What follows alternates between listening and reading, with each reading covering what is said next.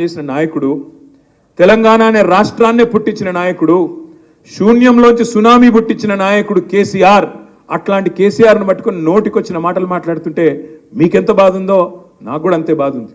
కానీ ఈ సన్నాసులకు సమాధానం చెప్పాలంటే, కరెక్ట్ జవాబు చెప్పాలంటే పార్లమెంట్లోనే మన ఓటుతోని మనం వేసే వేటే వీళ్ళకు కరెక్ట్ సమాధానం. బాధ ఉంది, మాటలు వింటుంటే రక్తం మరుగుతుంది. అప్పుడప్పుడు రేవంత్ రెడ్డి మాట్లాడతాడు, నా కొడకల్లారా మాట, ముఖ్యమంత్రి నా కొడకల్లారా చూసుకుంటా, మెడల పేగులేసుకుంటా, కడుపు జించుతా, పేగులు తీసి మెడలేసుకుంటా అంటాడు. ఆయన ముఖ్యమంత్రి లేదా బోటి కొట్టేటోడా నాకు అర్థం కాదు. మెడల పేగులు వేసుకుంటే నాకు అర్థం కాదు. అదేం దౌర్భాగ్యం, మెడల పేగులు వేసుకుంటా అంటాడు ఒకసారి. ఇంకొకసారి ఏమో సెక్రటేరియట్కి వచ్చిండు, వచ్చి ఏమంటాడు, ఈడ లంకె బిందెలు ఉంటాయి అనుకున్నా, లంకె బిందెలు లేవు, ఖాళీ కుండలు ఉన్నాయి అన్నారు.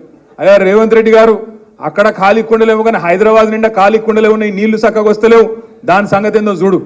లంకె బిందెలు అంటాడు, లంకె బిందెలు. ఆలోచించును మీరు, లంకె బిందెలట. ఎవడెత్తుతాడు లంకె బిందెల కోసం? పచ్చి దొంగలు, గడపారలు పట్టుకొని, తట్టపారలు పట్టుకొని, నెత్తి మీద బట్టగప్పుకొని అర్ధరాత్రి చీకట్లో తిరిగేది ఎవడు? దొంగలు. పాడువాడ గుడ్ల చుట్టూ, పాడువాడ గడిల చుట్టూ తిరిగేది దొంగలు. ఈయన ఏం చేసిండో గతంలో నాకు తెలియదు, తెలుగుదేశంలో ఏం చేసిండో ఈయన నాకు తెలియదు.